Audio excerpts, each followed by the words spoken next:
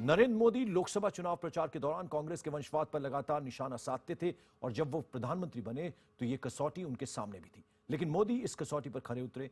उन्होंने कम से कम बीजेपी से तो वंशवाद का सफाया कर ही दिया। तमाम दबावों को दरकिनार करते हुए उन्होंने पार्टी के मुख्यमंत्रियों, मंत्रियों और दूसरे दिग्गजों के बेटों को अपने मंत्रिमंडल में जगह नहीं दी।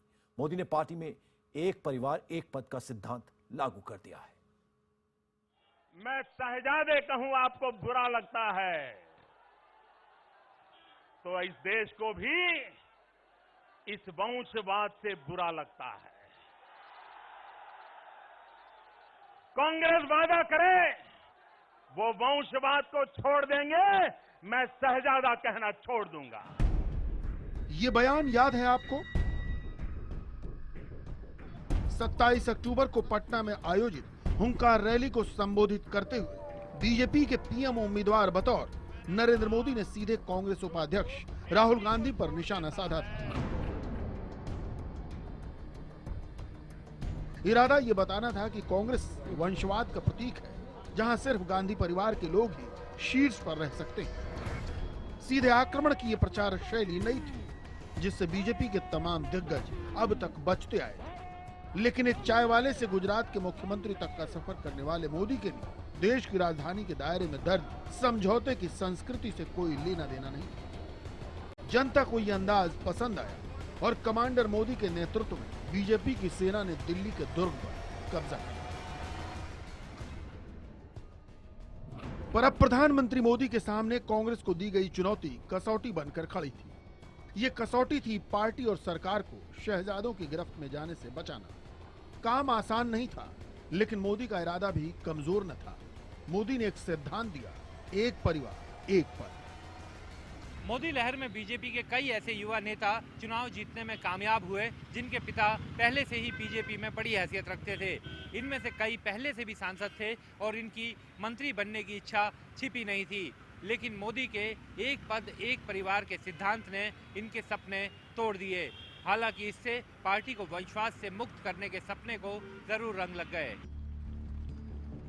बीजेपी में करीब 10 ऐसे युवा सांसद थे जिन्हें मंत्री बनने की पूरी उम्मीद थी। इस लिस्ट में वरिष्ठ बीजेपी नेता यशवंत सिन्हा के बेटे और हजारीबाग से सांसद जयंत सिंह, छत्तीसगढ़ के मुख्यमंत्री रमन सिंह के बेटे और राजनांदगांव से सांसद अभिषेक सिंह, राजस्थान की मुख्यमंत्री वसुंधरा राजे सिंधिया के बेटे और झालावाड़ से सांसद दुष्यंत सिंह, केंद्रीय मंत्री मेनका गांधी के बेटे और सुल्तानपुर से सांसद वरुण गांधी खास तौर पर शामिल थे। लेकिन उनका सपना पूरा नहीं हुआ। हिमाचल के पूर्व मुख्यमंत्री प्रेम कुमार धूमल के बेटे और हमीरपुर से सांसद अनुराग ठाकुर के अलावा पार्टी के कद्दावर नेता कल्याण सिंह के बेटे राजवीर सिंह को भी मंत्रिमंडल में जगह नहीं दी गई। कल्याण सिंह को राजस्थान का राज्यपाल बनाया गया है।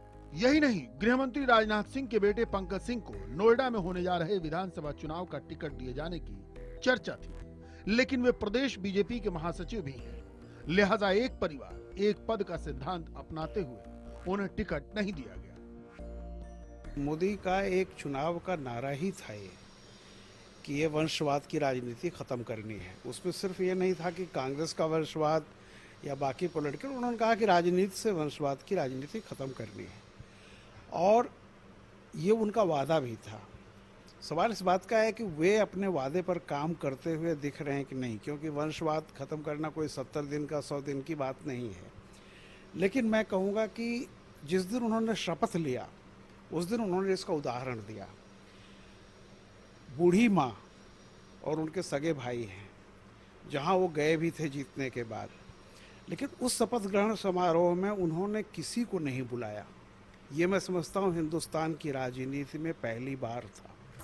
जाहिर है, एक चाय वाले के इरादे की भट्टी में सत्ता पर चौतरफा जकड़ बनाने वाली वंशवाद की जंजीरें पिघलती दिख रही हैं। हालांकि रास्ता लंबा है। सहयोगियों के मामले में अभी ये सिद्धांत पूरी तरह लागू नहीं किया जा सका। मोदी ने केंद्रीय मंत्री रामविलास पासवान के बेटे चिराग पासवान को तो मंत्री नहीं बनाया, लेकिन पंजाब के मुख्यमंत्री प्रकाश सिंह बादल की बहू और उप मुख्यमंत्री सुखबीर सिंह बादल की पत्नी हरसिमरत कौर को मंत्रिमंडल में जगह देनी ही पड़ी। लोकतंत्र और वंशवाद दो परस्पर विरोधी विचार हैं। माना जाता है कि वंशवाद के कारण ही भारतीय राजनीति कुछ सौ परिवारों के हाथ में कैद सी हो गई है। ऐसे में प्रधानमंत्री नरेंद्र मोदी की नई पहल एक उम्मीद लेकर सामने आती है।